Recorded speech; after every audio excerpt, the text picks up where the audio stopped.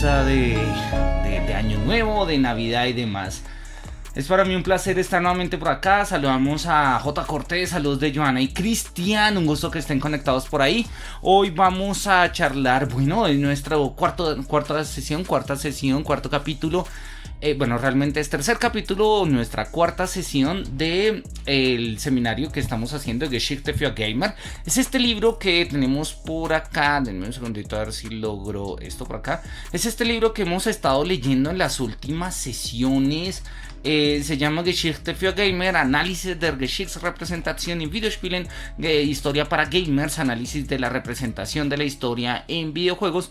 Y pues ya hemos visto básicamente los tres primeros capítulos y vamos en la mitad del tercero. El primero es la introducción, el segundo es pues justamente el tema de los videojuegos, que son los Games Studies, que es una definición del videojuego.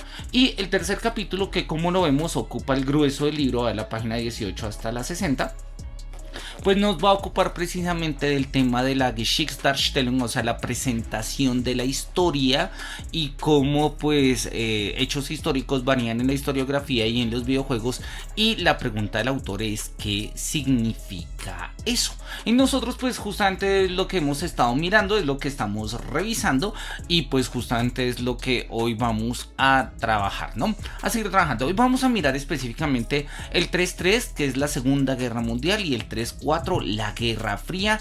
Y pues para empezar, qué mejor digo yo, que pues oye, empezar con una partida de Call of Duty. Entonces vamos a mirar si logro hacerlo. Listo, ya lo logramos, ahora sí se ve, parece que tenemos buena forma. Vamos a mirar este es Call of Duty World at War. Es un juego que salió ya hace bastantes años, es digamos como en la saga de Call of Duty, el quinto Call of Duty.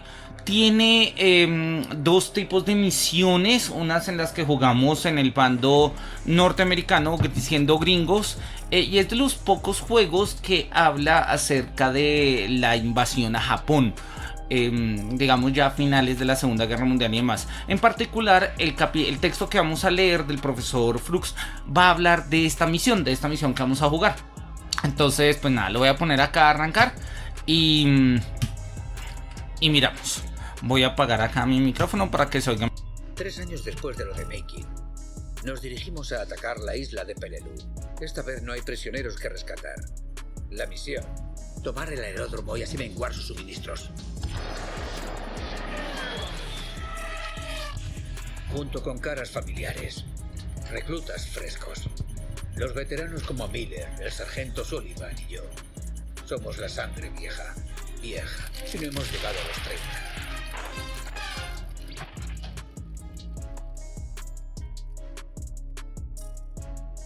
Vale, sigan juntos y conseguiremos salir de aquí en 3 días.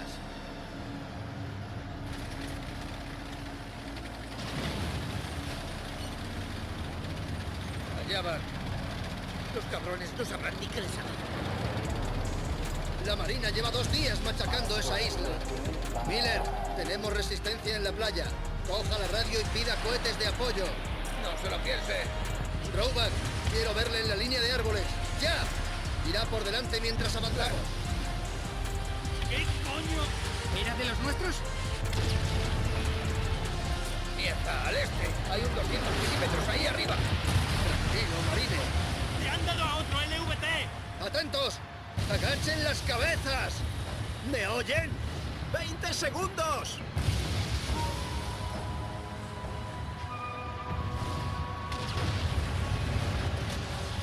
Chico, aguanta. ¡Tenemos que salir de aquí!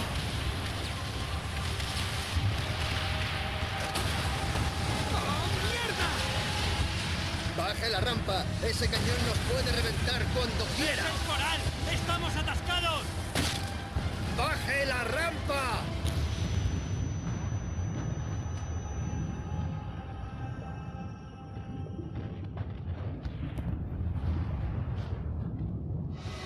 ¡Le tengo a Miller!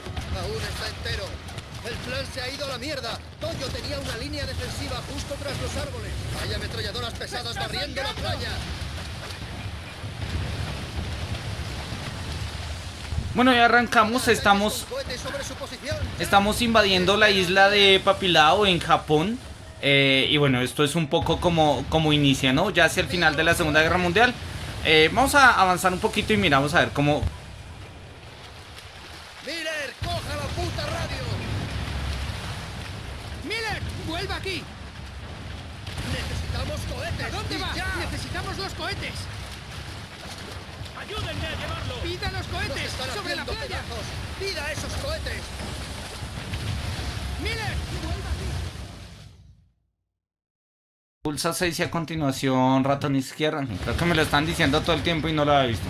Bueno, Pida ataques con cohetes sobre su posición. ¡Ya! ¿A qué espera, Miller? ¡Pida los cohetes!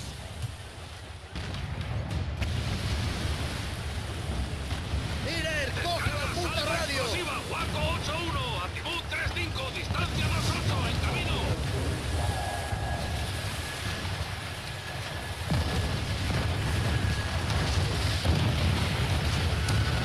Bien hecho, nos reagruparemos en el bosque. ¡Vamos! ¿De dónde vienen los disparos? ¿Dónde está el médico? ¡Que no puedan apuntarles! ¡Vamos! ¿Qué mierda ha fallado? Se suponía que no debía haber resistencia. El ataque con cohetes debería haberlos ablandado. ¡Manténganse agachados! ¿Qué hacemos? ¡Vamos! ¿Todos listos? ¡Busquen al sargento! ¡Atentos, ¡Por muchachos! encima! ¡Acaben con ellos! acá las personas completamente descuartizadas. ¡Ametralladora! ¡Al suelo! ¡Lanzallamas, adelante! ¡Tengan cuidado! ¡Una granada! ¡Calen bayonetas! Úsenlas si es necesario. ¡Aquí vienen! ¡Al lado de las rocas! ¡Venga! ¡Vamos a por ellos! ¡Flanco izquierdo, rodeen el búnker! ¡Carga Balsai! ¡Cúbranme un poco! ¡No van a retirarse! ¡Ametralladora ¡No paréis! japonesa! ¡Cerca del búnker de piedra! ¡Al sur! ¡Otro nido! ¡Miller, acabe con ella! ¡Una ametralladora! ¡Todos juntos! ¡Médico! ¿Dónde está el médico? ¡Dense prisa! ¡Cerca del búnker de piedra! ¡Abajo!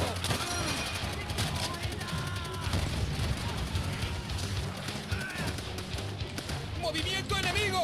¡Allí, junto al muro de madera!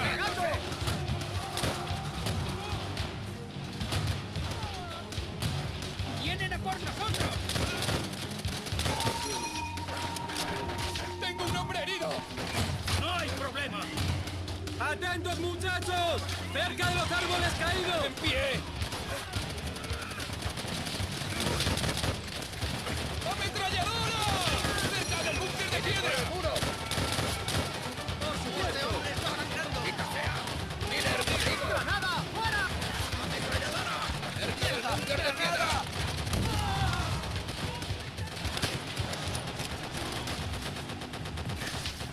¡Granada, abajo! ¡Despejen las trincheras! ¡Una ametralladora! ¡Debemos encontrar cobertura de prisa!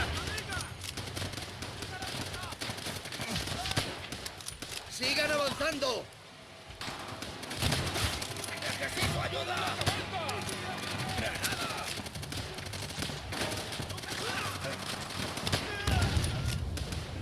¡Se acercan! ¡Allí, junto al muro de madera! ¡Mantengan ocupados a esos bastardos! ¡Recargando!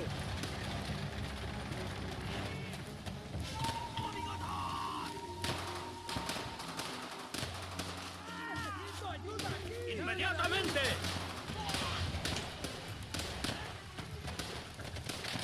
¿Qué hacemos? ¡En la trinchera! ¡Muévanse! ¡Preparados! ¡De morfina aquí arriba! El inmortal o muy manco yo para darle. ¿Qué coño hace? ¡Maldición! ¡La hierba! ¡Salen de la hierba! ¡Acaben con él! ¡Todos juntos! ¡Mierda! ¡Hay más!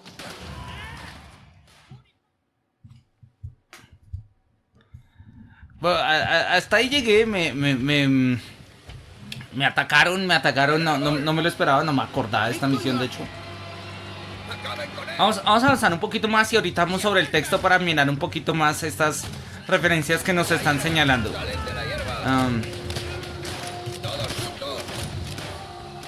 ¡Infantería enemiga!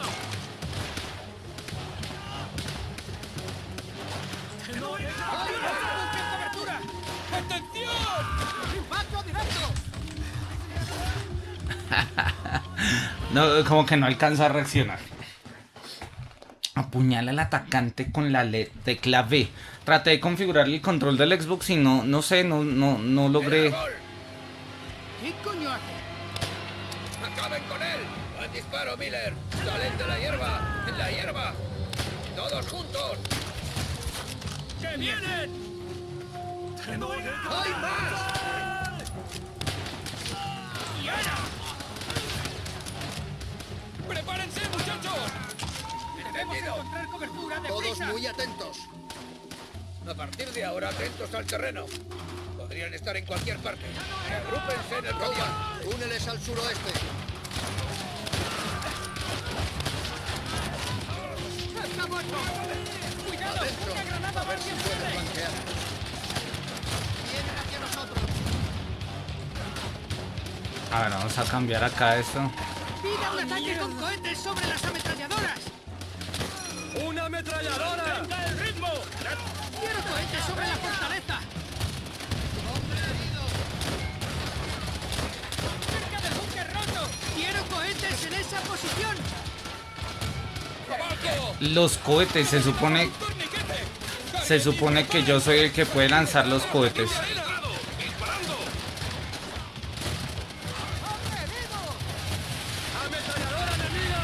¡Salvo de artillería! ¡Waco 2-5 efectiva! ¡Objetivo destruido! ¡Alto el fuego! ¡Atención! ¡Están acercando! ¡Échate una siesta!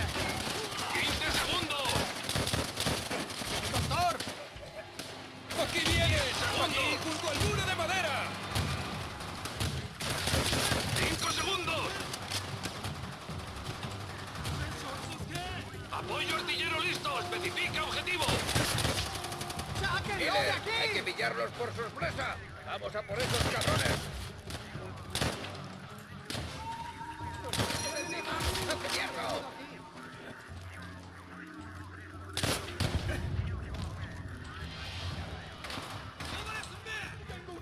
¡Salen de debajo de las piedras! ¡Vienen más! ¡Son nuestros!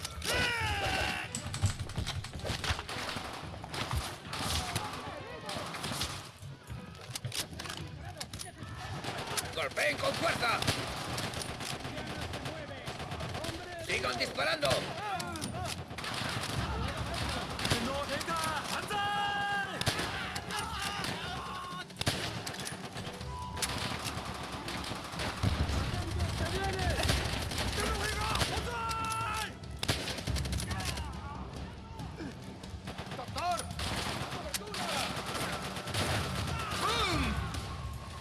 ¡Ametralladora japonesa!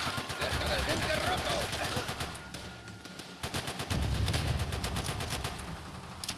¡Médico! ¿Dónde está el médico? ¡Mantengan a esos gilipollas lejos de mí! ¡Recargando! ¡Ametralladora enemiga! ¡Por la escalera! ¡Mierda, mortero detrás de nosotros! ¡Tienen a los pelotones atrapados! ¡A por las ametralladoras! ¡Atentos a mí! ¡Vamos! Malo. ¡Enemigos! ¡Vida cohetes! ¡Ametralladora enemiga! ¡Cerca del búnker roto! ¡Sáquenlo de ahí! ¡Tanques! ¡Pida otro ataque de cohetes ya! ¡Vienen hacia aquí! ¡El pozo del mortero! Otro ataque cohetes. ¿Dónde tengo que lanzarlo? ¡Ordenadas recibidas! ¡Refuerzos ¡Tanques enemigos! japoneses! ¡Vida cohetes! ¡Salvo de artillería! ¡Waco 2-5 efectiva! ¡Objetivo destruido! ¡Alto el fuego! ¡Tiene una ¡Salva granada! explosiva disponible! ¡Tanques! ¡Vida ¡Pida otro ataque de cohetes ya! ¡Infantería enemiga hacia cerca! ¡Viene una granada! ¡Uso del mortero! ¡Objetivo registrado! ¡Disparando! ¡Te pillé! ¡Carguen y ¡Tanques prepárense! enemigos! ¡Pida cohetes! ¡Vale, mira! ¡Necesitamos cobertura! ¡Alineado! Objetivo cumplido. Bueno. ¡Tanques! ¡Pida otro ataque de cohetes ya! ¡Suba ahí de una maldita vez!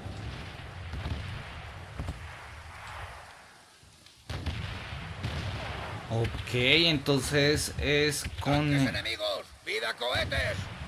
¡Salva sobre objetivo!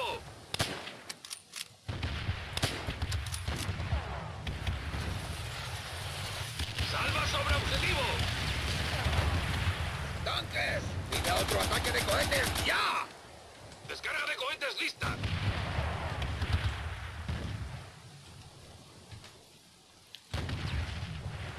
¡Confirmado! ¡Tanques enemigos! ¡Pida cohetes! ¡Alto fuego! ¡Objetivo destruido!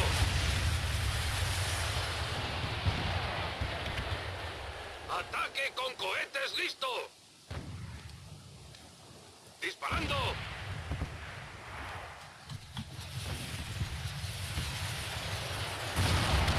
Muy bien, marines. ¡La hostia! ¡Buen trabajo! ¡Todos!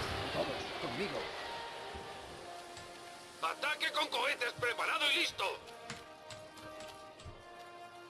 ¿Y ahora, sargento? Aseguren la zona. Esperen órdenes del comandante. Descansamos. Pronto, Polonsky. Pronto. ¡No! ¡Sullivan, no! ¡Aguanta, te pondrás bien! ¡Sanitario!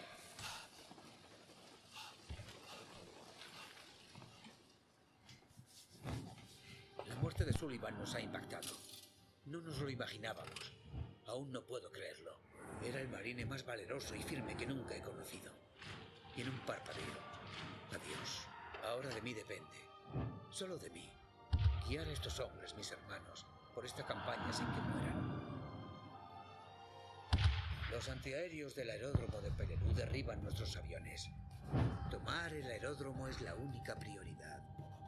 Cueste lo que cueste.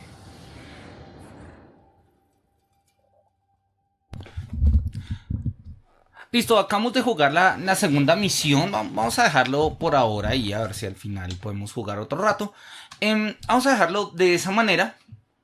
Y vamos a empezar a mirar entonces un par de cosas acá del libro y de lo que estamos mirando, ¿no? La vez pasada habíamos estado hablando del tema del Renacimiento con Assassin's Creed 2 y demás. Y ahora nos interesa la Guerra del Pacífico. Me llama poderosamente la atención que este libro retome la forma de la Segunda Guerra Mundial, sobre todo la revisión historiográfica a través de la Guerra del Pacífico. Nosotros sabemos que en el contexto de la Segunda Guerra Mundial pues hubo muchos frentes, ¿no? Nosotros sabemos que digamos estaban como el grupo de los aliados, donde estaba pues Inglaterra, Francia, Estados Unidos, Rusia también, después de la implementación del plan Barbarroja por parte de Hitler y demás, y estaba el eje que estaba compuesto por el fascismo internacional, básicamente pues Alemania, Italia y Japón. Y pues hubo muchos frentes tradicionalmente, y esa es una característica específica de los juegos del Call of Duty.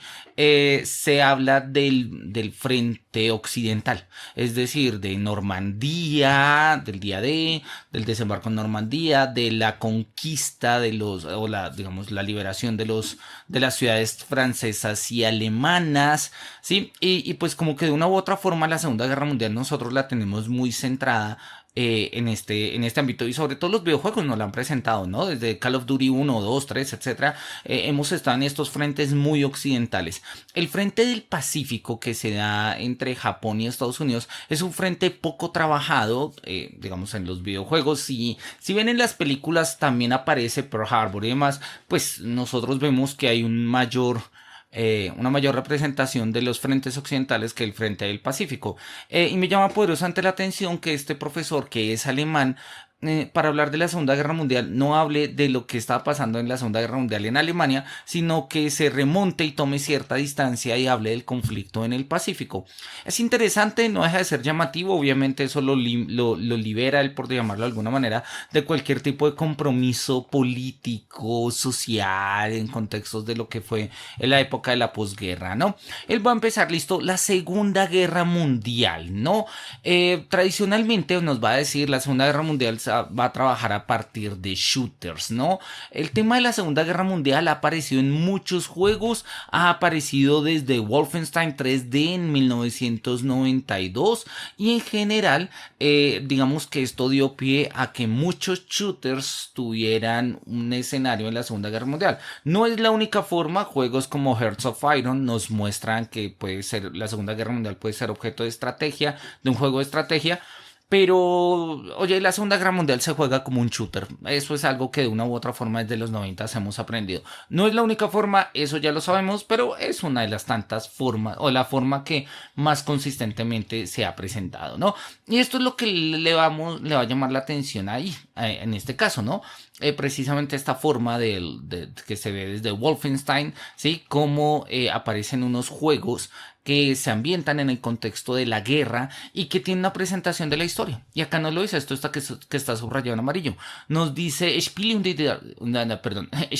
und die Darstellung der Geschichte haben sich seitdem jedoch weiterentwickelt. ¿Sí? Los juegos y la presentación de la historia se han desarrollado continuamente desde entonces.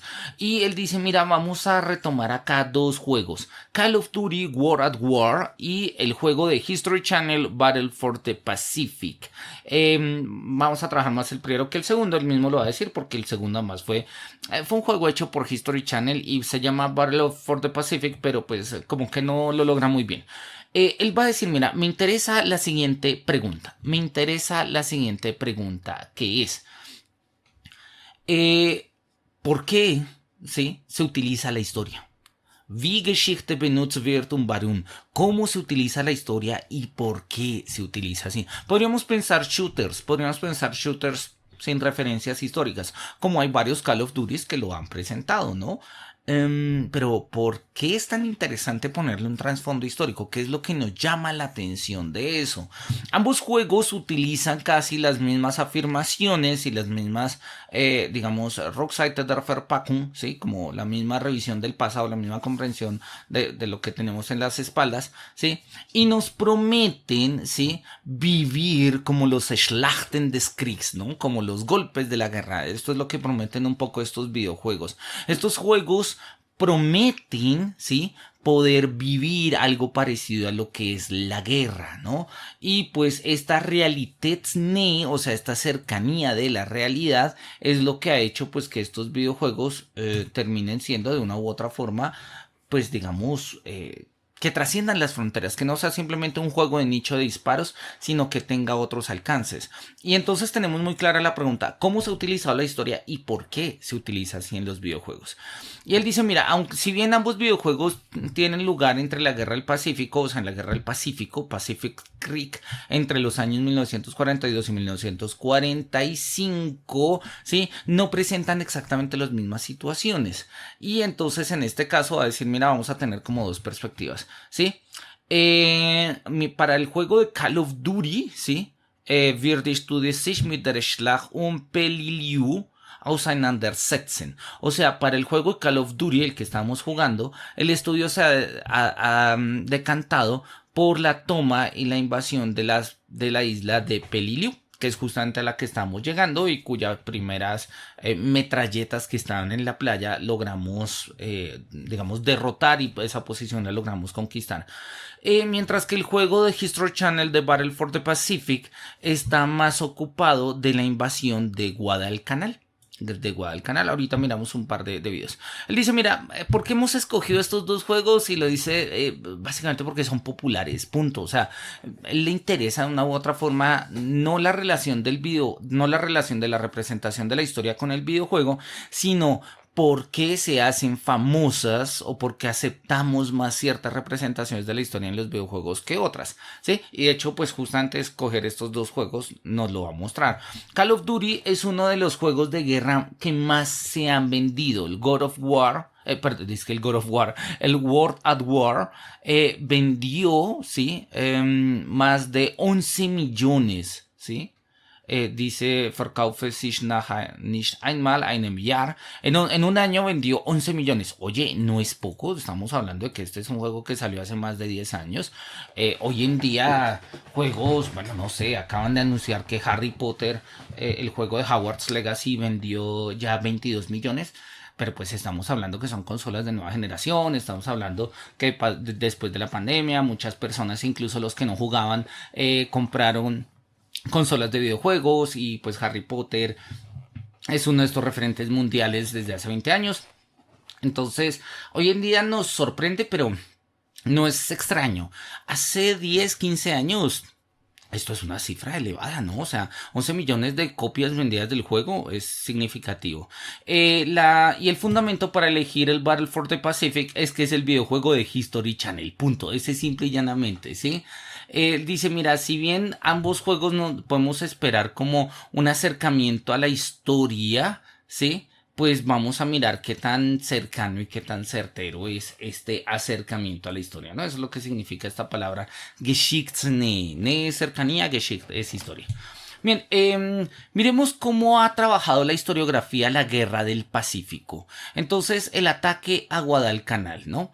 Después de que el servicio secreto de los aliados hubiese descubierto que los japoneses, sí, estaban construyendo un Luftstützpunkt, o sea, como un punto de apoyo aéreo en Guadalcanal, entonces decidieron llevar a cabo la ofensiva. ¿Sí? La ofensiva se lleva a cabo en agosto de 1942. Nosotros recordemos que en el frente occidental la guerra termina básicamente con la dimisión de Hitler y demás en marzo de 1943. O sea, estamos hablando de casi 6 meses antes, ¿no? Este frente, sobre todo, pues si bien lo había sido descubierto por todos los aliados,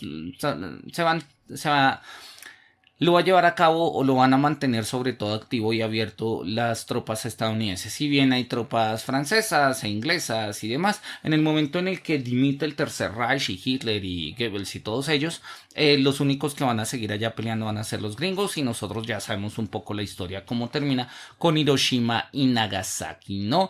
Las tropas aterrizaron en el norte de la costa y siguieron el camino hacia el oeste, ¿sí? Librando pues las distintas batallas.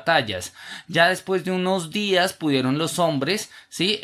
Pues a aterrizar, ¿sí? Y de una manera bastante presumible, ¿sí? Pues atacar y, digamos, posicionarse en esta situación, ¿no? En esta isla. Valdría la pena mirar un poco dónde está Guadalcanal. Miremos acá, Guadalcanal. Es una isla del Pacífico. Un segundito porque no lo estoy compartiendo. Ahora sí, ahí está Guadalcanal, Islas del Pacífico, también Islas Salomón, ahí las tenemos. Vamos a mirarlos un poco como en el mapa, como para hacernos un poco alguna idea. Y pues nos damos cuenta que pues está bien puesta en el Pacífico, ¿no? Obviamente Japón está bastante arriba, digamos, en términos del meridiano, pero esto pues precisamente es lo que está descubriendo, que es una isla que está retirada de Japón, pero le está ofreciendo apoyo aéreo a toda la flota japonesa. Entonces, pues, parte de digamos, de lo que va a pasar, de lo que va a ocurrir en las postrimerías de la Segunda Guerra Mundial, es pues el desembarco en Guadalcanal, así como el desembarco en la isla de Paliliu, ¿no? Que era la que hemos visto un poco más adelante. Bien, esto es un poco como el ataque de Guadalcanal. Ahí nos muestran un poco como las situaciones, cómo se llevó a cabo la guerra, ¿no? Entonces dicen que pues después regularmente regelmäßig neue Truppen auf die Insel, ¿sí? Llegaban nuevas tropas a la isla para pelear. y con base, ¿sí? en aus diesem Grund nannten die Amerikaner eine Hügelkette Bloody Ridge, ¿sí?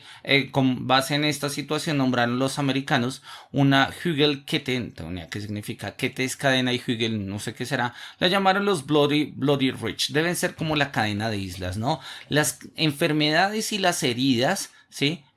Pues digamos se expandieron rápidamente por el lugar, y en febrero del 43 vino la contraofensiva japonesa y pues digamos como la batalla definitiva, ¿no?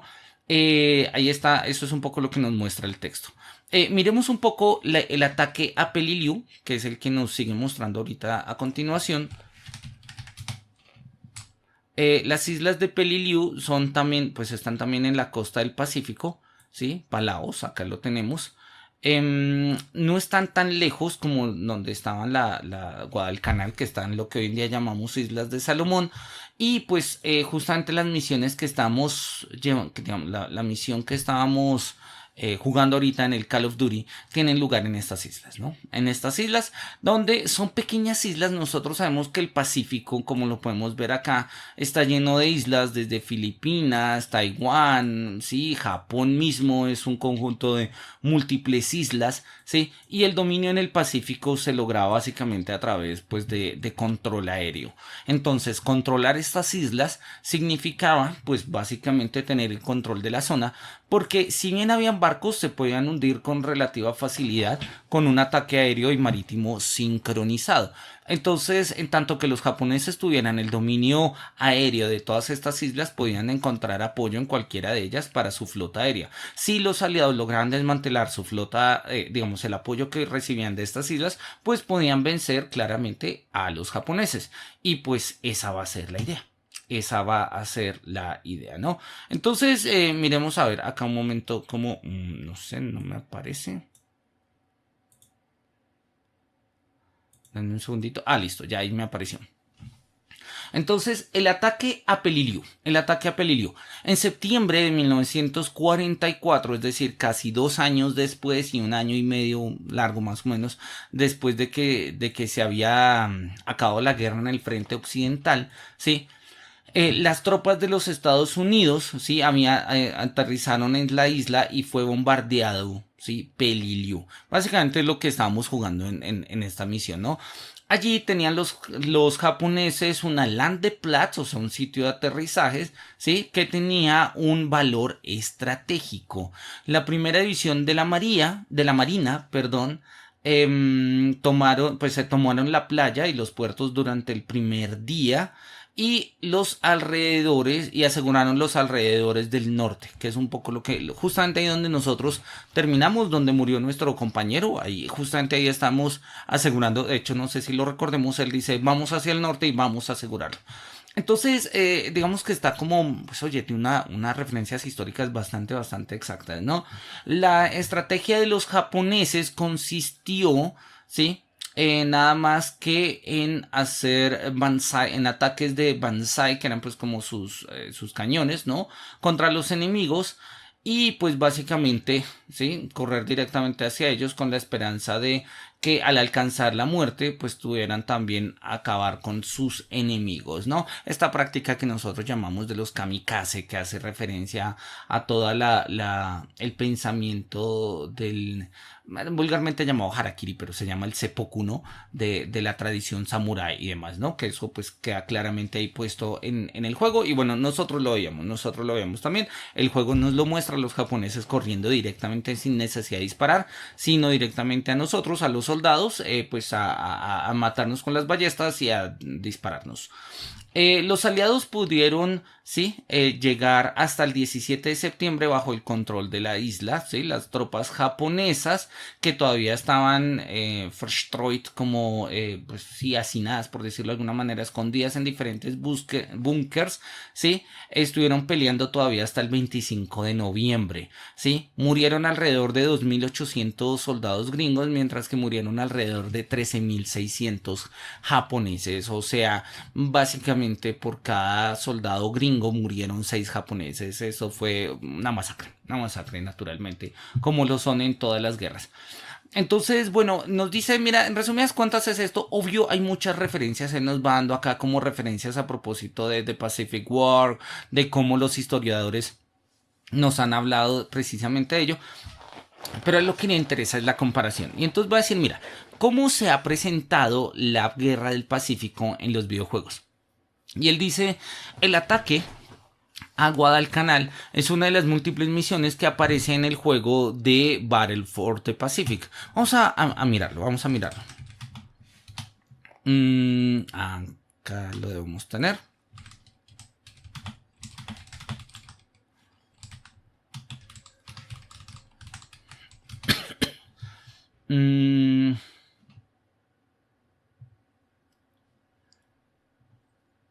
Donde no sé si sea este, debería ser este.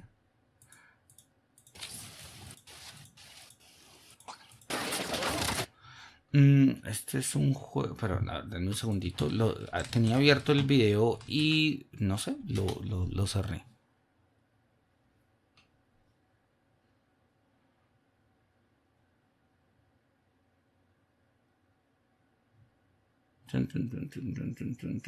Bueno, no sé, vamos a mostrar cualquier video simple y llanamente como para hacer el ejercicio.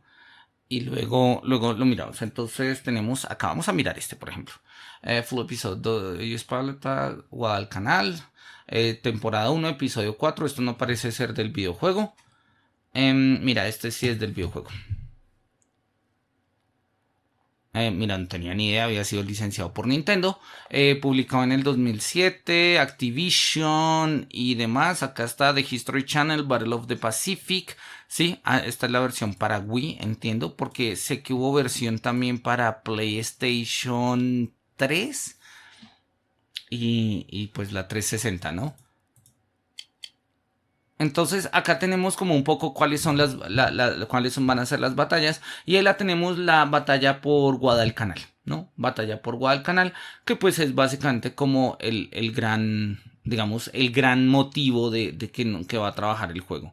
Ahí nos va a contar como un poco los referentes históricos. Siendo juegos relativamente similares, o sea, de publicación relativamente similar. Pues obviamente notamos la diferencia entre el juego hecho por Activision con Call of Duty y el juego hecho por History Channel, ¿no? No es un juego bueno, de hecho tiene unas calificaciones en los distintos portales de videojuegos supremamente negativos, pero bueno, es simple y llanamente es uno de los tantos juegos que, o mejor dicho, es uno de los pocos juegos que pues trata sobre la invasión a Guadalcanal y quizás pues al ser prácticamente de los pocos que lo hacen pues resulta significativo y sintomático que pues nosotros lo veamos y lo estudiemos, ¿no? Pues es la propuesta del autor y oye, a mí me parece sensata, ¿no? Creo que es un juego, en su momento lo había visto, jamás lo jugué, no lo he jugado. Y pues después de ver, digamos, estos gameplays no me dan ganas de jugarlos. Pero bueno, ahí tenemos las referencias. Invasiones a Guadalcanal, en este caso, y es lo que le llama al autor la atención, ¿no? Esto puede ser un shooter distinto. Cambia incluso los personajes por zombies y cambia las armas por cosas futuristas. O sea, en términos de mecánica de juego es un shooter más. De hecho, bastante mediocre como vemos. El punto es por qué la ambientación en un contexto histórico resulta llamativa. ¿Qué es lo que hace que nos llame la atención precisamente, pues que se enmarque en una dinámica histórica, ¿no? Entonces vamos a seguir mirando cómo resuelve estas preguntas el texto. Vamos a dejar el video por acá. Y vamos a volver. Acá está. Listo. Y vamos a volver. Listo. Entonces él nos va a mostrar precisamente como pues el conflicto de Guadalcanal pues va a tener distintas presentaciones. Va a tener esta presentación que teníamos en el juego de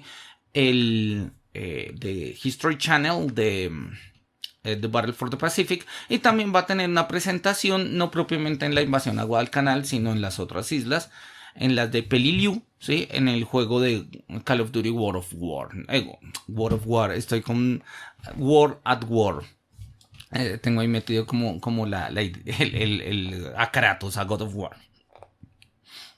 Entonces nos dice, mira, al comienzo de los juegos, el jugador ve cierto material histórico, material gráfico. Sí, así empiezan ambos juegos. De hecho, nosotros lo vimos ahorita al comenzar la segunda misión. Al comenzar la segunda misión vimos como habían algunos recortes, imágenes, personas hablando. Y sí, entonces tenemos como estos referentes que son referentes históricos, pero que están metidos en la narrativa del juego. Que están metidos en la narrativa del juego, ¿no? Entonces, ninguno de los videojuegos le interesa indicar cuál es la fuente, ¿sí? Donde nosotros encontramos esas imágenes. O sea, no nos dicen son imágenes de archivo de tales bibliotecas, salieron en tales periódicos, no. Simple y llanamente nos muestran la información y no nos dicen welche Quellen, no nos hablan de cuáles son las fuentes, ¿no?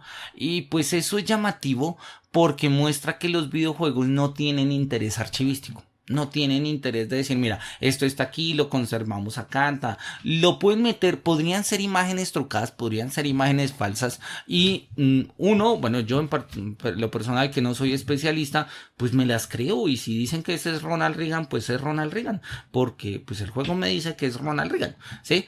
Entonces, esto le va a llamar la atención a él, no lo va a trabajar específicamente ahorita, pero más adelante sí. Dice, los videojuegos no están pensados como un archivo, como a veces se cree, que si nosotros trabajamos la historia dentro de los videojuegos, los videojuegos automáticamente se vuelven archivos de la historia.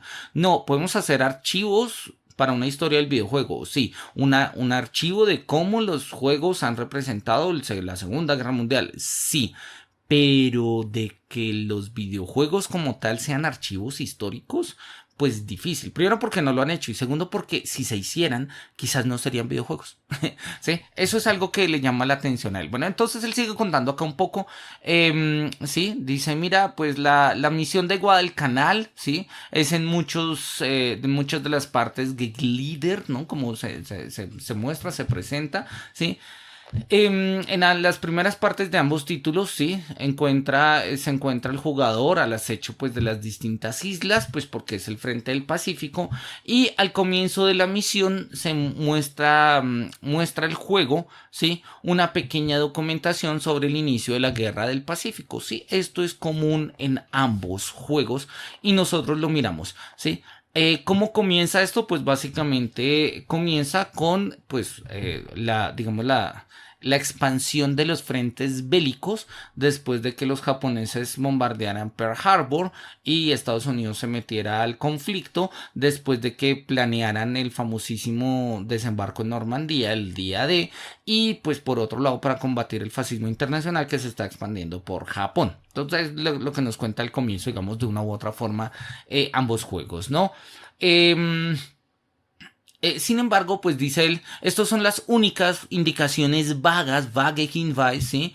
Que propiamente tienen un marco histórico. Luego nos hablan de unos protagonistas que pues son un soldado, creo que en este éramos el soldado Mills, que pues no somos realmente, o sea, no es un personaje histórico, no sabemos muy bien quién es, pues somos él y vamos peleando y de hecho tenemos que hacerlo todo, ¿no?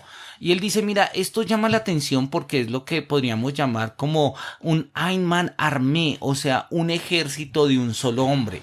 Si bien vemos soldados y vemos otros, pues, digamos, pues esos soldados, sargentos, ahí nosotros podemos mirar que si los apuntamos decían que es un fusilero, un sniper y demás. En el fondo, en este tipo de juegos tenemos que hacerlo todos nosotros, ¿sí? Somos Einmann Armee, somos un ejército de un solo hombre. Nosotros controlamos los cohetes, nosotros nos montamos en el helicóptero, nosotros derribamos los aviones, nosotros somos los fusileros, sí, nosotros, los videojuegos funcionan bajo la idea de un ejército que es un solo hombre.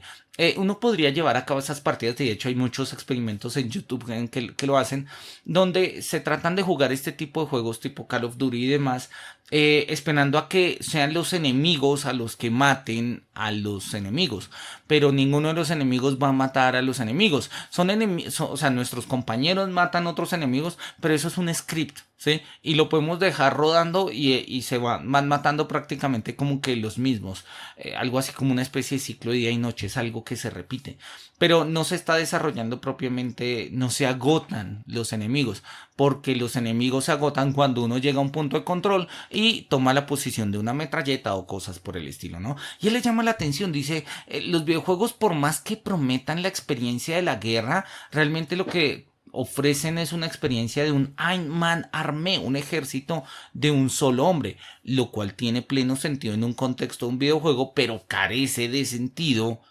en una guerra. ¿Sí? Entonces esa idea de que los juegos te van a prometer una experiencia realista de la guerra, pero para videojuegos, ¿sí? O sea, una guerra entendida en el marco de los videojuegos, no es una experiencia de la guerra, no puede serla, porque la experiencia de la guerra se da en la guerra. Y creo que con los conflictos que tenemos hoy en día a nivel mundial no queremos tener, o sea, esa es una experiencia dolorosa de pérdida, de deshumanización. Bien, bueno, acá nos dice que los mismos japoneses, sí, muy rara vez se encuentran con el jugador, sí, más bien están como de fondo y pues básicamente son como una especie de soldados enemigos donde pues nosotros los acabamos, como repito, podrían ser claramente zombies o podrían ser claramente aliens como en Halo o podrían ser, no sé, chasqueadores como en The Last of Us, y nos da exactamente lo mismo, no tenemos una relación con ellos. Nos dicen que son japoneses, que son malos. En este juego no se les, bueno, sí se les oye está traducido al español, entonces no se les oye como hablar en japonés. En la versión de Call of Duty War at War, no, en la versión de Cold War, en la última, el último que regalaron en el Play Store, perdón.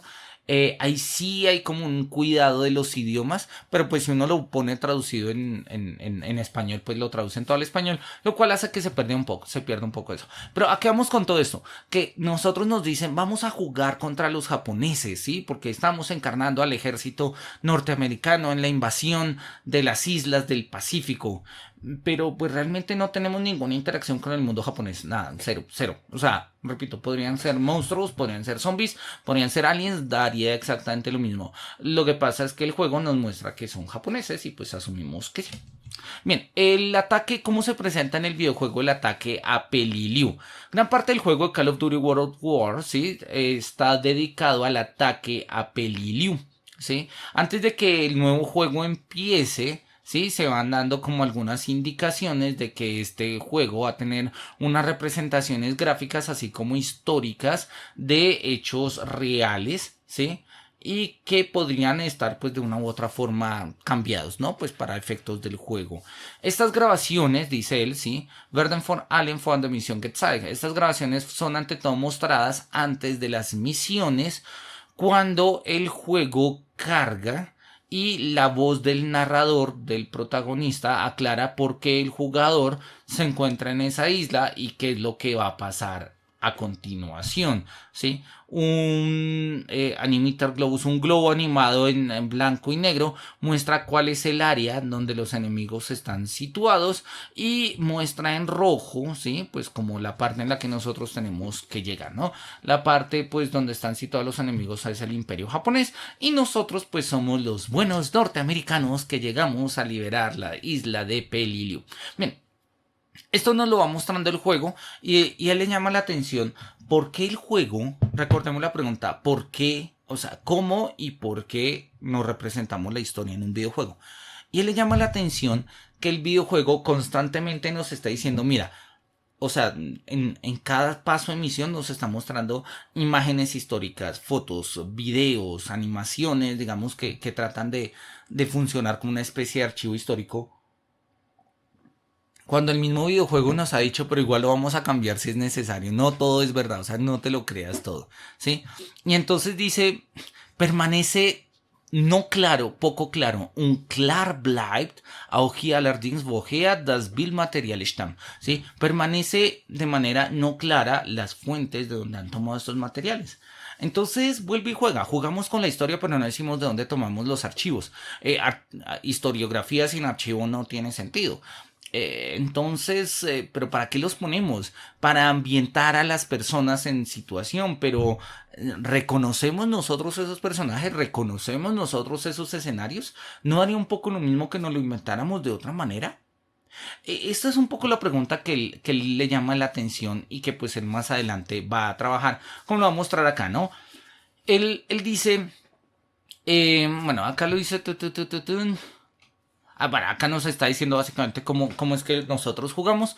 Nosotros jugamos pues básicamente lo que nos está diciendo, como una especie de soldado que es un ejército donde hacemos todos y donde nosotros pues vamos enfrentando las distintas tropas enemigas, ¿no? Der Schauplatz wechselt, ¿no? Como el escenario, Schauplatz literalmente es escenario, ¿no? Platz es lugar y Schau, pues de mostrar, de actriz, de actores, como el escenario va cambiando entre los dos protagonistas, un protagonista de la Armada Roja, ¿sí? Que va a ser parte del segundo capítulo del juego, ¿no? En el primer capítulo nosotros estamos jugando en la Guerra del Pacífico desde la perspectiva gringa, y en la segunda parte del juego vamos a jugar en la Guerra del Pacífico desde la perspectiva soviética, ¿no? Donde pues nosotros vamos a encontrar claramente una propaganda antijaponesa que pues hacen parte, digamos, inherente de las dinámicas mismas del juego, y esto pues es algo que aparece en todos estos juegos como forma de ambientación, Y él dice, es ist dabei egal, ob hunderte von Menschen erschossen werden müssen oder von Flammenwerfern zum Tode verbrannt werden, während ihre Schmerzschreie zu hören sind. ¿Sí? Él dice, mira, nosotros, el jugador, es lo que le interesa acá, se ha metido tanto en este rol, ¿sí? Que la meta fundamental del jugador es sobrevivir, überleben. Y es igual si matamos a cientos de hombres, o si son disparados cientos de hombres, o si tenemos que quemar, ¿sí?, a los japoneses hasta la muerte en medio de sus gritos. Y él dice, en este punto surge naturalmente la pregunta ética sobre estos juegos. El seminario inmediatamente anterior que habíamos hecho en el canal trataba sobre ello, trataba sobre el tema de el juego de videojuegos como acto ético performativo del profesor Elías Rey, y pues ahí hablamos un poco del problema ético en los juegos violentos, ¿no? Él simple y llanamente lo llama la atención sobre ello y dice, mira, esta pregunta, diese Frage, ob man solche Darstellung in ein Spiel umsetzen soll, wird in diesem Buch umgangen, ¿sí? La pregunta de si la presentación, ¿sí?, de si esta representación en los videojuegos o en el juego tiene que abordarse, es algo que vamos a evitar en este libro, ¿sí? En este libro vamos a evitar un poco el problema ético porque nos interesa el tema de la representación historiográfica, pero ojo, siempre hay una pregunta ética que valdría la pena que nosotros tengamos ahí. Es interesante de todas maneras mirar si el juego es consciente del Schuldgefühle des Spielers. Y a mí esto me parece muy interesante porque hay juegos que sí son conscientes y hay juegos que no. Por lo general ningún Call of Duty es consciente de la Schuldgefühle des Spielers, o sea, del sentimiento de culpa del jugador cuando juega. Hay una película muy bonita que se llama La delgada línea roja, que está ambientada precisamente en este mismo contexto, si mi memoria no me falla, en la Guerra del Pacífico, en el frente del Pacífico durante la Segunda Guerra Mundial. Y en la película, pues hay un soldado que está pensando en matar japoneses, porque pues bueno, para eso ha sido entrenado y ha llegado allá y tal, y no sé qué.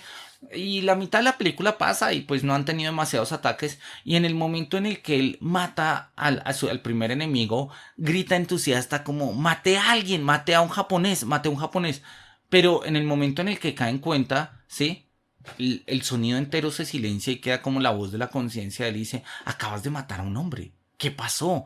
Y es un trauma y es un dolor que él a lo largo del juego, de la película, perdón, va a seguir trabajando. Es una película muy interesante porque siendo una película de guerra, se toma en serio el sentimiento de culpa del soldado, o en este caso del personaje. La mayoría de los videojuegos no tienen en cuenta el Schuldgefühle, o sea, el sentido de culpa de los jugadores. Al contrario, lo neutraliza, y como lo neutraliza, pues queda ináneo, o sea, no hay sentido de culpa. Pensemos, vuelvo a poner el juego de Harry Potter, ¿no? En el juego de Harry Potter, de Hogwarts Legacy realmente, nosotros podemos aprender a utilizar las maldiciones prohibidas, Crucio y Avada Kedavra y etcétera, ¿sí? Y ¿cuál es la otra? Imperio, ¿sí? y las podemos utilizar, pero sí, no hay culpa, es decir, y para cualquier fan de Harry Potter no iría, pero son las maldiciones imperdonables, sí, pero pues en el juego no pasa nada y como no pasa nada, pues las usamos. Hay juegos que tienen niveles de karma, entonces dice, entre más hagas tú esto, más karma negativo acumulas, pero eso tampoco funciona así porque la culpa no es acumulativa, ¿sí? Y es interesante, él dice, mira, valdría la pena pensar si el juego es consciente del sentimiento de culpa, y hasta donde yo he visto y los he jugado, y pues como lo acabamos de ver, no, ningún juego nos muestra un sentido de culpa, ¿no? Vemos a un tipo encaramándose al árbol, por allá suena el sargento, ¿qué hace ese tipo allá? Lo bajamos y nos dicen, buen disparo, y ya, ¿sí? Entonces, ¿qué hay como el asunto, ¿no? Soll der Spiele gewissen Bisse oder Traumata bekommen wie einige Soldaten jene Zeit? ¿Debería el jugador tener una especie de traumas, ¿sí? Como los soldados que van a la guerra? Quizás no, porque precisamente esta es una experiencia de juego de la guerra, no es una experiencia de la guerra. Y una experiencia de juego de la guerra jamás podría equipararse a la experiencia de la guerra, para bien y para mal, ¿sí? Y eso significa pues tener claramente los alcances de una experiencia de juego. Lo que pasa es que a veces pues como que no lo pasamos por alto. La cercanía, die Nähe, dice él, die dieses Spiel somit erzeugt mit der Erfahrungen von Soldaten, lässt sich dadurch erklären, dass das Spiel auf den mündlichen Überlieferungen von Veteranen des Pazifikkrieges sowie der 1. Marinedivision Association basiert. Der pensionierte, LT Colonel Hank Kaiser diente außerdem als militärische Berater. La cercanía de estos juegos nos muestra, ¿sí?, cómo la experiencia de los soldados fue transmitida oralmente por parte de los veteranos en la guerra del Pacífico y sirvió de base para la creación de estos juegos. El pensionado coronel Hank Kaiser, o no sé, Kersey, sirvió además como consejero militar para el desarrollo de estos juegos. Entonces, él dice, bueno, en definitiva y en comparativa, ¿qué es lo que tenemos acá? Y él dice, mira, en resumidas cuentas, Battle for the Pacific utiliza la historia como simple y llano Verkaufsmittel, o sea, como estrategia de venta. Verkauf, venta, Mittel, medio, como un medio para vender, una estrategia de venta. Entonces, el juego de History Channel utiliza la historia pues para venderlo. O sea, repito, la mecánica de juego podría ser Doom, pero Doom es ficción, Doom es fantasía. Entonces, si simple y llanamente cambiamos los monstruos por soldados japoneses y ambientamos todo en un contexto, pues más o menos que insinúe o inspire los escenarios de la Segunda Guerra Mundial en el frente del Pacífico, pues tenemos una ambientación histórica y entonces ya con un poco de publicidad decimos que si tú juegas este juego, pues vas a vivir la experiencia de la Guerra del Pacífico, pero realmente el uso de la historia es puramente comercial, ¿no? Y él dice, el jugador weiß nicht, wann oder sie auf Guadalcanal ankommt. Él no sabe, ¿sí?, si él ya ha llegado a Guadalcanal, él no sabe muy bien dónde está, él no sabe muy bien de qué se trata esto. Simple y llanamente se trata como de, pues eso, como de disparar, y pues disparamos y atacamos y le hacemos, ¿no? En Assassin's Creed habíamos visto ya algunos elementos, ¿sí?, que formaban unos tipos de anacronismos, ¿sí?, o una especie, como lo habíamos dicho, de un Abweichungen, ¿sí?, como un debilitamiento de la literatura especializada, que era, por ejemplo, como el Animus, el concepto de estas figuras de las sombras, que era nuestro protagonista, o los fragmentos del Edén.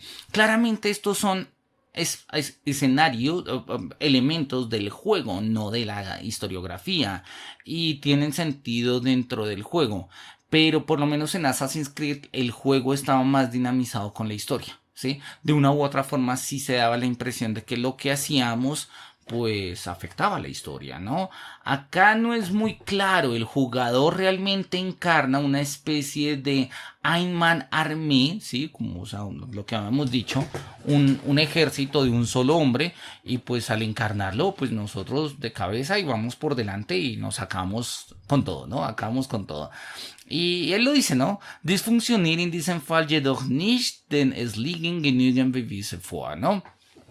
Das kein einzelner Mann Guadalcanal einnehmen konnte, ¿sí? Esto no funciona realmente en el caso de la vida real, porque no es el caso de que una sola persona pudiera conquistar Guadalcanal, ni tampoco Paliliu, o sea, no es el caso. Da dieses Spiel sich mit allen Mitteln versucht als realistisch zu verkaufen, en tanto que estos juegos intentaron por todos los medios venderse como realistas, vor allem mit Einblendungen von historischen Aufnahmen sowie kurzen Dokumentationsfilmen, ¿sí? Utilizando para ello, ¿sí? Fragmentos de grabaciones históricas y de film y de documentación, sí, y documentación fílmica, wäre das Einbringen göttlicher Hilfe sowie mit den Splitten natürlich ausgeschlossen. Entonces, pues, si solamente, o sea, si el juego promete una experiencia realista, y así se vendieron estos juegos, pues realmente lo que tenemos es la figura de Einmans Armee, o sea, un ejército de un solo hombre. Pues oye, esto es lo único que, para que esto tenga sentido, tendríamos que tener la ayuda divina, Göttliche Hilfe, o una especie de fragmento del Edén, o sea, una especie de motivo que está en el orden del videojuego, que hace que el videojuego sea consistente, así sea algo completamente ahistórico. Pero eso que está en Assassin's Creed y que en el ámbito de la ficción le da sentido, falta en estos juegos del Pacífico. Faltan estos juegos y falta en general en los juegos de guerra, ¿sí? En la mayoría de juegos de guerra, y sobre todo la saga de Call of Duty lo ha perfeccionado, vamos como un ejército, vamos muchos, los otros disparan, pero realmente quienes tenemos que hacerlo todos somos nosotros, ¿sí? Y en este sentido, pues en los videojuegos que se tratan de vender como realista, pues no lo son, porque o sea, ni lo son en el orden de lo que corresponde con la historiografía, tampoco tienen una literatura especializada, una fuente, es decir, tampoco se instauran como archivos, pero tampoco son sólidos en sí mismos. ¿Sí?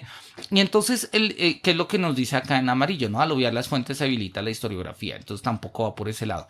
Geschichte wird hier also wie gesagt bloß zum Verkaufsargument. La historia simple y llanamente es aquí puro argumento de ventas, ¿sí? Puro argumento de ventas, ¿sí? El juego Call of Duty utiliza la historia de la Guerra del Pacífico como medio de ventas, ¿sí?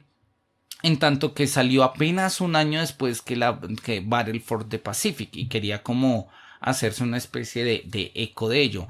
Call of Duty scheint jedoch die Chance zu ergreifen, die Erinnerungen von Veteranen in ein Spiel umzusetzen. Dice, mira, por lo menos en Call of Duty sí hay una especie de memoria de los relatos de los veteranos.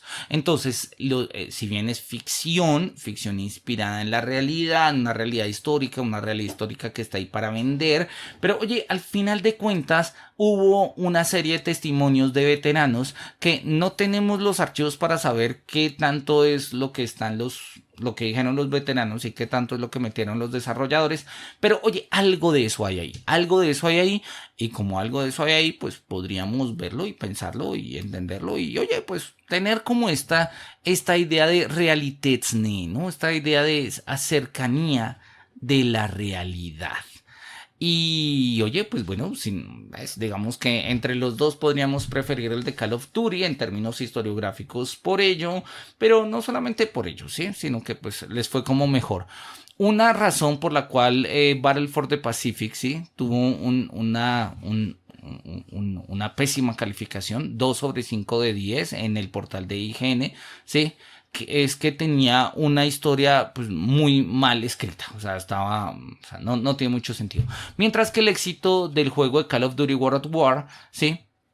Es precisamente que pues tuvo 9.2/10, es justamente cómo este detalle de realidad, este detalle que acercaba un poco el juego, ¿sí? Al sonido de las armas, al sentimiento de pánico, a los gritos de los enemigos o a los gritos, ¿sí? Entonces, oye, pues hay un juego que le fue mal, hay otro que le fue bien. Yo digo, oye, los juegos, los críticos también se pueden comprar. Hace poco un escándalo de cómo un portal, no me acuerdo si fue Metacritic o este mismo de IGN, se evidenció cómo pues les habían pagado plata para puntuar mejor algunos juegos y no otros. Más allá de eso, pues nosotros podemos darnos cuenta que pues son estrategias de venta, ¿sí? Son estrategias de venta y pues el contexto historiográfico no tiene valor historiográfico, en este caso tiene valor mercantil, ¿sí? Entonces, History Channel saca un juego inspirado en las guerras del Pacífico, Activision con Call of Duty saca otro juego, se venden bien, a uno le va mal, a otro le va bien, uno vende poco, otro vende mucho y pues ya está. Y ya está. Bien, vamos a terminar el capítulo. Nos quedan un par de, digamos, como el último momento histórico.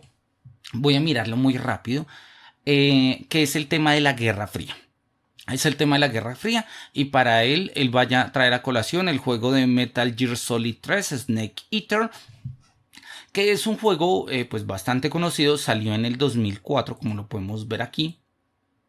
Y que pues hace parte de toda la, digamos, de toda una línea del desarrollo del personaje de Snake o el Big Boss, como se va a conocer al final del juego, ¿no?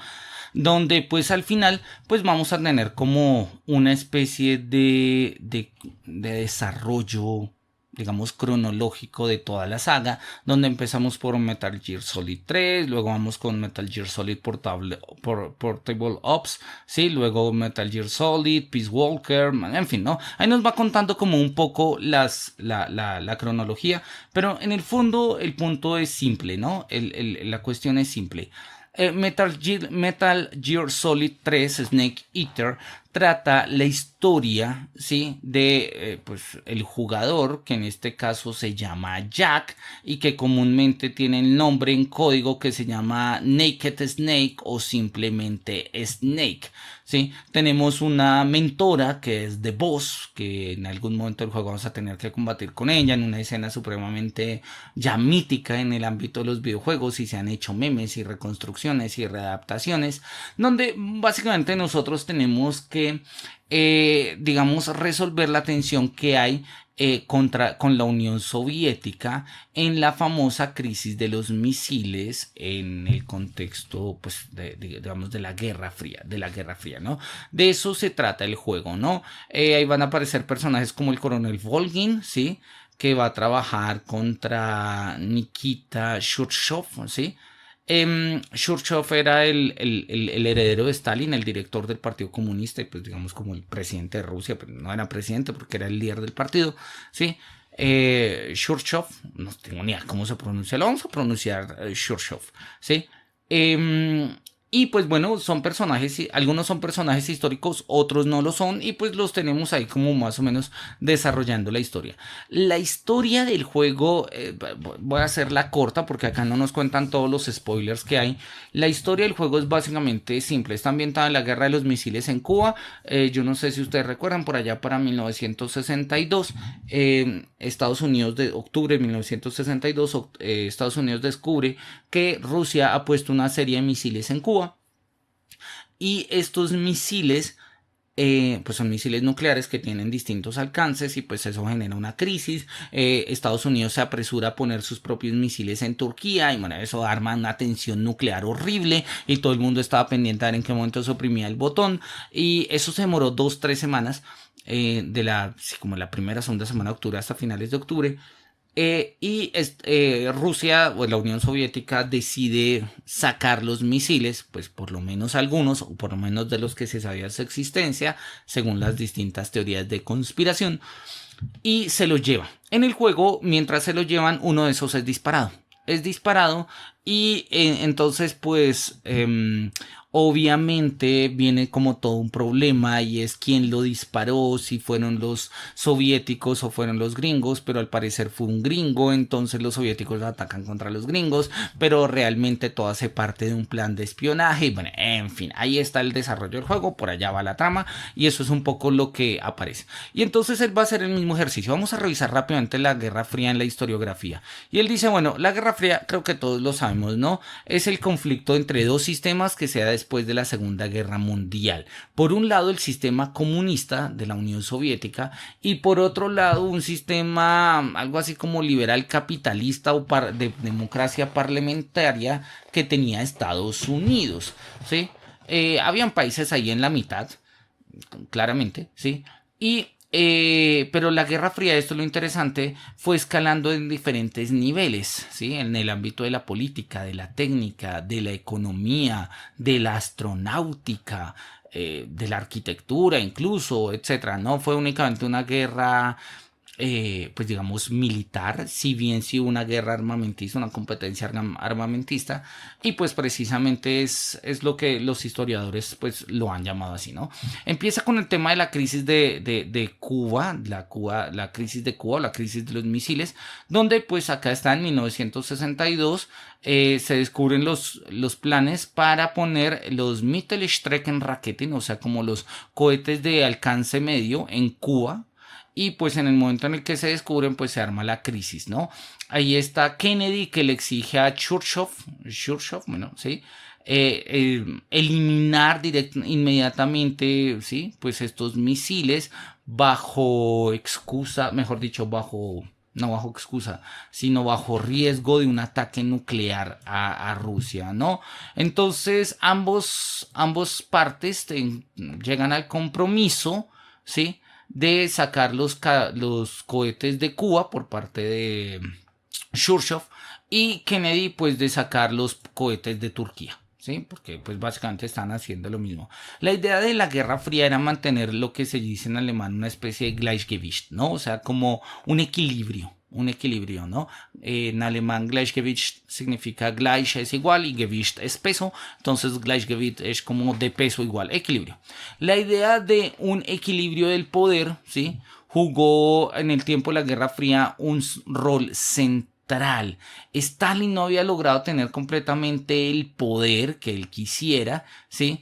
Y entonces pues llevó a cabo una cantidad de purgas y de atrocidades, ¿sí? La pasaron mal y Stalin tuvo que hacer lo que tuvo que hacer para ganar la Segunda Guerra Mundial, pero Stalin no es un santo ni mucho menos, ¿sí?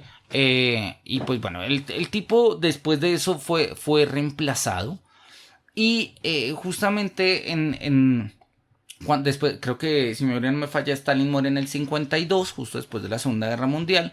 Y ahí pues sube nuestro amigo ¿cómo es que se llama? Churchill. Y pues precisamente él es el que va a lidiar con todo el tema de tratar de equilibrar los poderes. ¿Y cómo se equilibran los poderes en un mundo de posguerra? Pues a punta de misiles nucleares, sí, a punta de nuques, sí. Y él lo va a decir acá y lo va a decir de una manera un poco escueta y cruda, y sí. Dice, mira, él veía los misiles menos como un medio para la guerra, sino más bien como un medio de presión para tener un lugar adecuado de llevar conversaciones, ¿sí? Es una postura un poco rara, un poco extraña. Derrida tiene un texto que se llama Not Apocalypse, Not Now, y por eso ahí pongo el confrontar Derrida, donde pues Derrida va justamente a hablar un poco de cómo los misiles son formas, digámoslo así, formas de argumentos. Mire, el texto debe estar por acá en internet.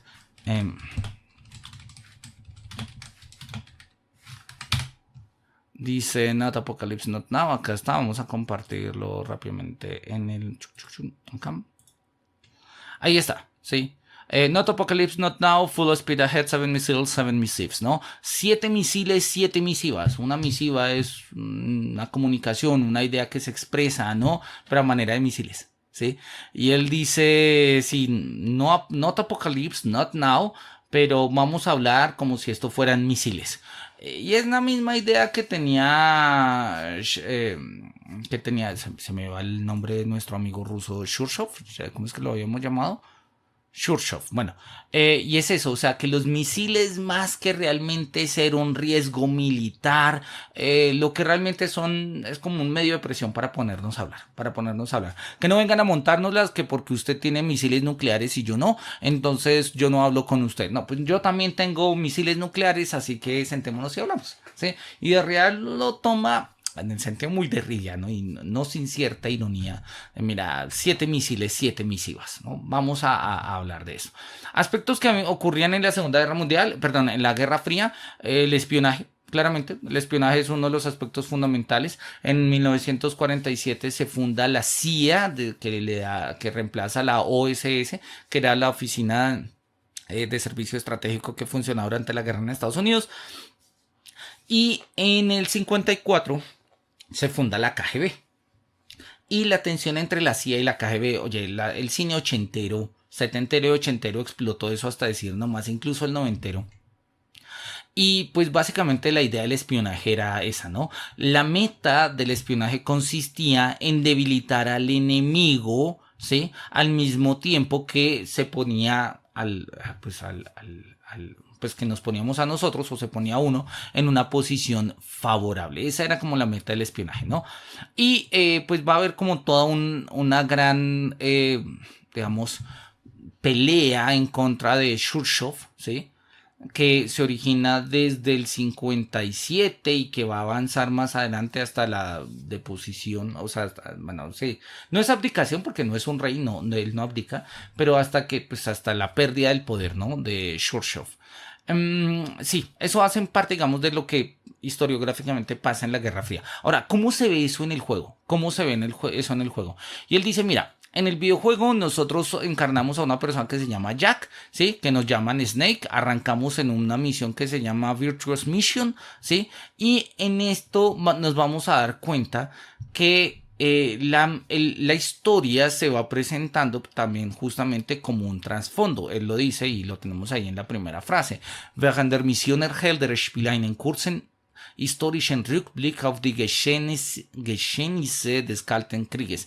Mientras que la misión es llevada por el jugador, es presentada pequeños como Rückblick, o sea, como pequeños flashbacks, llamaríamos nosotros, como pequeñas memorias historiográficas de los hechos de la Guerra Fría.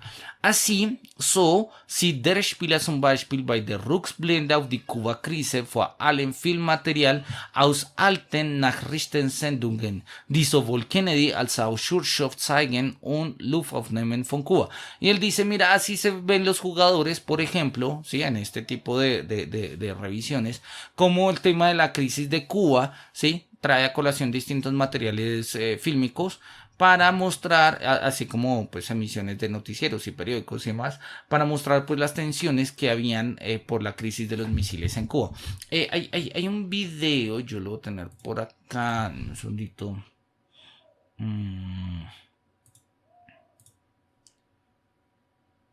Es este...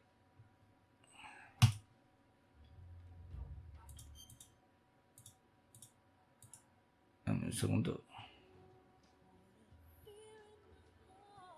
No, no es este, es este. Listo. Y acá vamos a...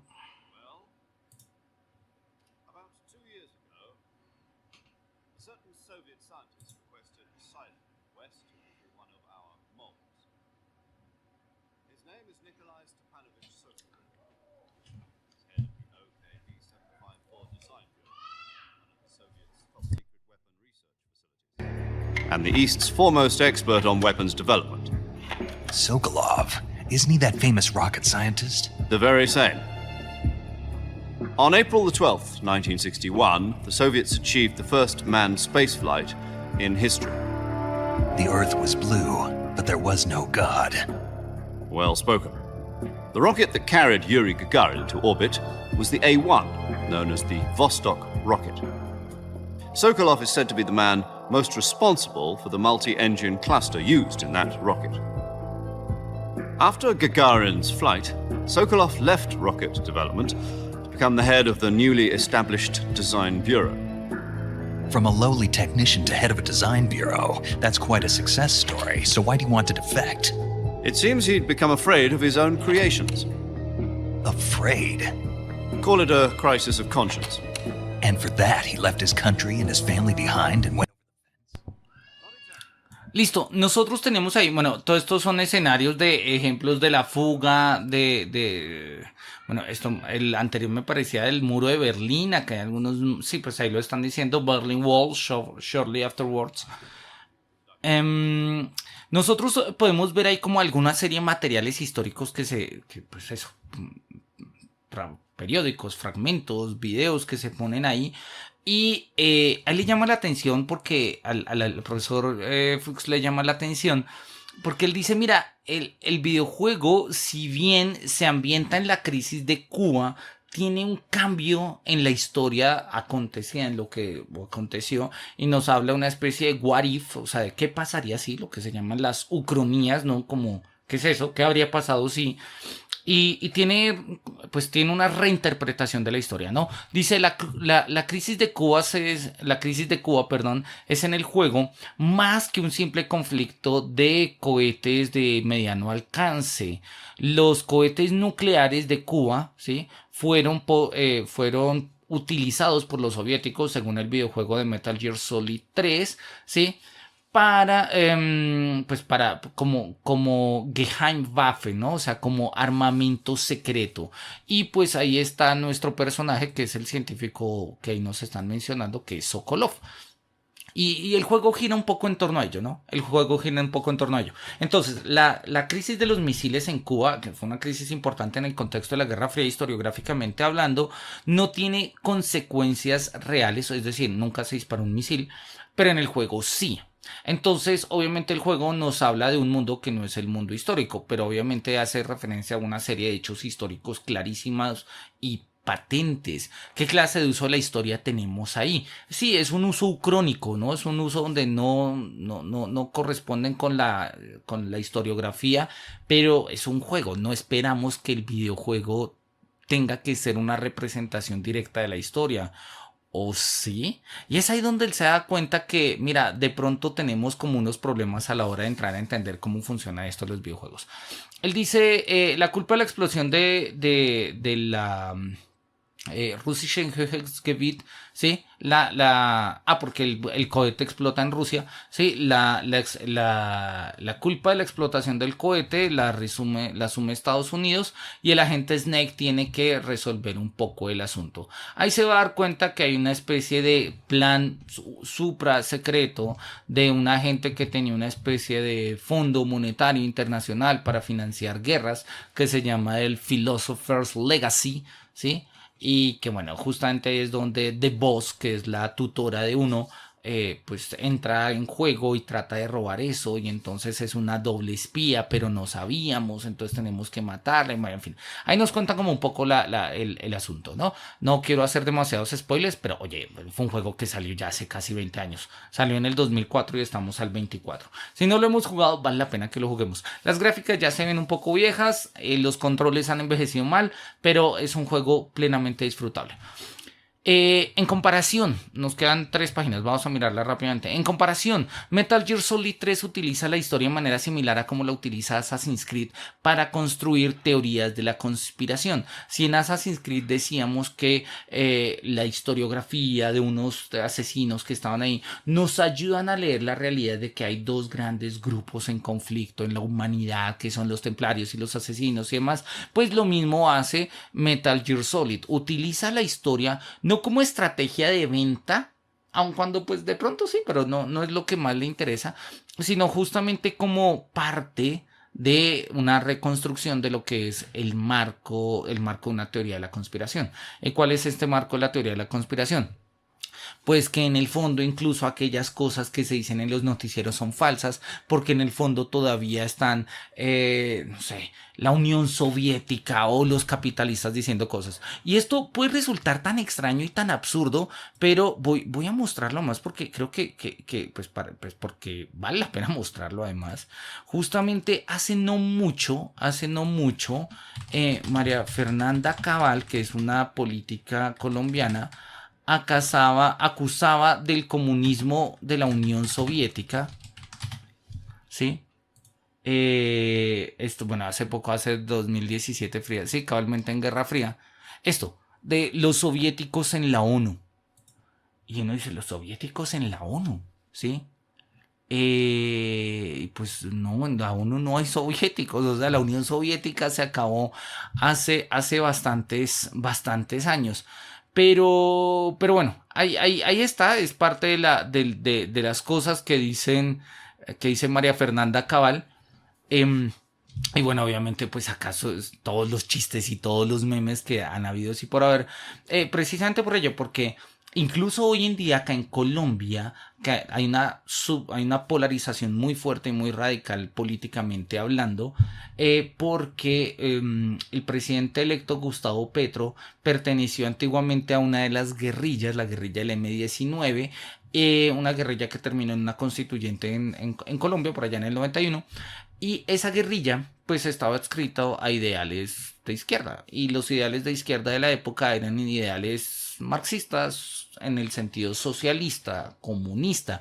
Entonces hoy en día en Colombia, en las noticias colombianas y en el hablar de la gente, todavía hay un lenguaje de la Guerra Fría, se habla de capitalistas y comunistas, ¿sí? Ambientado y digamos claramente es una llama que se ha avivado por la migración de nuestros hermanos venezolanos, que gracias a la consolidación que hizo Chávez de su proyecto bolivariano como un proyecto marxista, un proyecto comunista, pues nosotros lo hemos visto también, ¿no? En todos los partidos de derecha acá, como en el partido político al que pertenece María Fernanda Cabal, sí, pues todavía, o sea, la idea de que hayan soviéticos en la ONU no es simple y llanamente un descache, aun cuando claramente es un descache, es un anacronismo, sino es una forma de sentir la realidad, sí. Nosotros vemos, o sea, todavía hay una visión muy de la Guerra Fría en nuestro contexto colombiano, y eso obviamente hace parte de una serie de teorías de la conspiración, donde algunos dicen que Putin sigue siendo un comunista que está escondido y financia las guerrillas en Latinoamérica y financia el proyecto comunista en Venezuela, porque al final de cuentas Putin es el heredero de Stalin. Y dice como, oye, hay una cantidad de pasos históricos que no hemos tenido en cuenta, pero bueno, eso es lo que termina pensando la gente, Y pues precisamente son cuestiones que llaman poderosamente la atención, porque aquello que parece ficción, pues no lo es. Bien, él termina diciendo, mira, la manera en la que se utiliza la historia en el juego es como una especie de teoría de la conspiración, ¿no? ¿Cuál es la diferencia quizás con Assassin's Creed? Es que mientras que en Assassin's Creed, sobre todo en Assassin's Creed 2, nosotros dinamizamos la historia, estamos ahí en los eventos históricos, nosotros somos los que le damos muerte a los Pazzi, nosotros somos los que le damos muerte, ¿sí? A todos aquellos que conspiraron contra los Medici, etcétera, que fueron hechos históricos. Acá realmente más bien somos como una especie de Spielball, ¿no? Como una bola de juego que rebota aquí, rebota allá, ¿sí? Donde al final pues nosotros no, o sea, donde la historia pasa por encima de nosotros. La historia pasa por encima de nosotros y pues realmente nosotros no sabemos muy bien qué rol desempeñamos hasta cuando ya se acaba el juego y pues nos damos cuenta que nunca desarrollamos el papel importante, ¿no? Eso nos lo dice en el juego mismo. Acá Kojima Production, en el juego Metal Gear Solid, nos dice: The public must never know the truth. History will see the boss as a war criminal. El público nunca debe saber la verdad. La historia verá a The Boss, que es nuestra mentora, como una criminal de guerra. Y nosotros nos damos cuenta que no es así, que realmente ella lo estaba haciendo para limpiar el nombre de los Estados Unidos por este cohete que explotó en Rusia después de la crisis de los misiles, etcétera, etcétera, etcétera. Entonces nos damos cuenta que nosotros no jugamos con la historia, pero nos muestra, o sea, nosotros no vehiculamos la historia, nada de lo que pasa en la historia es parte de nuestra acción en el juego. Pero nos muestra que justamente algo que es patente ahí en el juego, y es esta teoría de la conspiración, de que una es la historia que nos cuentan y otra es la historia que sucede, ¿sí? Y entonces en este caso el juego lo muestra y es claramente patente, ¿no? ¿Qué coincidencias tenemos? Tenemos la coincidencia que ambos personajes, ¿sí? Pues no son históricos. Snake no es un personaje histórico, Altair tampoco es un personaje histórico, Ezio tampoco, y funcionan una especie de figuras en las sombras de la historia. Están allí, están ocultos, aparecen, desaparecen y demás, ¿no? Entonces él le llama la atención y es algo que a mí me surge, oye, es interesante, cuestionable, pero es interesante. Y él lo dice, lo voy a leer, lo que está en verde y lo traducimos. Dice, en tanto, sobald das Spiel die Glaubwürdigkeit verliert, egal wie übertrieben die Handlung sein mag, verliert der Spieler die emotionale Bindung, die ihn motiviert bis ans Ende durchzuspielen. Ohne Motivation vergeht somit auch gleich der Spaß. Y él dice, mira, en tanto que el juego pierde su credibilidad, igual que tan exagerado sea el argumento que trata el juego, pierde el jugador el vínculo emocional que lo motiva a jugar hasta el final. Sin motivación desaparece la diversión. Sin motivación desaparece la diversión. Entonces él dice, claro, algunos de estos juegos buscan ser realistas para ganar credibilidad, porque la credibilidad es un gran motivador, ¿sí? Pero bueno, pues no necesariamente, pero sí tiene sentido.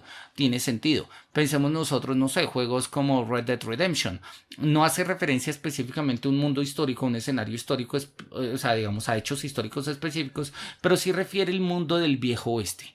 Y hay ciertos aspectos que no importa qué tan ficticio pueda ser esa reconstrucción del medio oeste, mientras nosotros tengamos la credibilidad, ¿sí? Nos divertimos y nos motivamos a jugar. En el momento en el que el juego pierde credibilidad, pues la diversión desaparece. Hay cualquier cantidad de clips en internet y en YouTube de 5 cosas increíbles de Red Dead Redemption 2. Entonces, que si uno mata a un caballo y luego vuelve y el caballo se está pudriendo y luego vuelve y son los huesos. ¿Sí? Sí, eso es interesante y eso hace el mundo, eso le da, digamos, compacta el mundo, hace que el mundo esté compacto, ¿sí?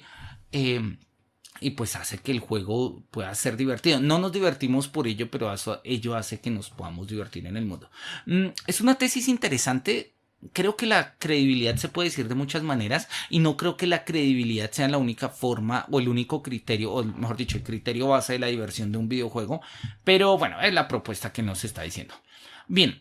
En resumidas cuentas, ¿de qué trata esto? Nos quedan 2 paginitas, pero ya se nos acabó el tiempo. Entonces, en resumidas cuentas, vamos a terminar la próxima sesión con el Fazit Capital 3, que es la conclusión del capítulo 3, que son estas 3 paginitas que nos quedan. Y vamos a mirar vamos a seguir con el capítulo 4, que se llama el Geschichtsnutzung in Videospielen, o sea, uso de la historia en los videojuegos, donde vamos a mirar otros juegos. Vamos a mirar de Saboteur, vamos a mirar L.A. Noire, vamos a mirar también Assassin's Creed, ¿sí? Y vamos a mirar también por ahí otros juegos que tenemos ahí como entre el tintero.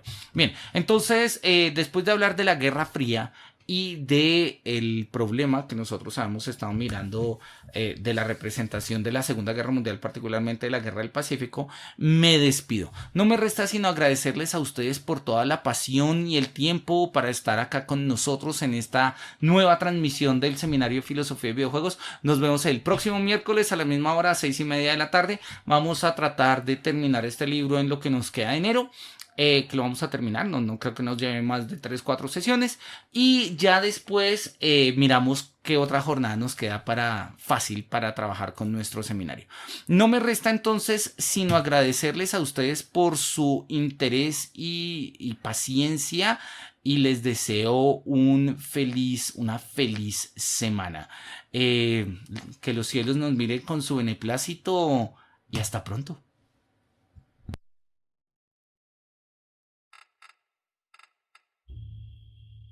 Se ha arreglado la vuelta de su cuerpo a los Estados Unidos. Estaba seguro de que Sullivan lo conseguiría.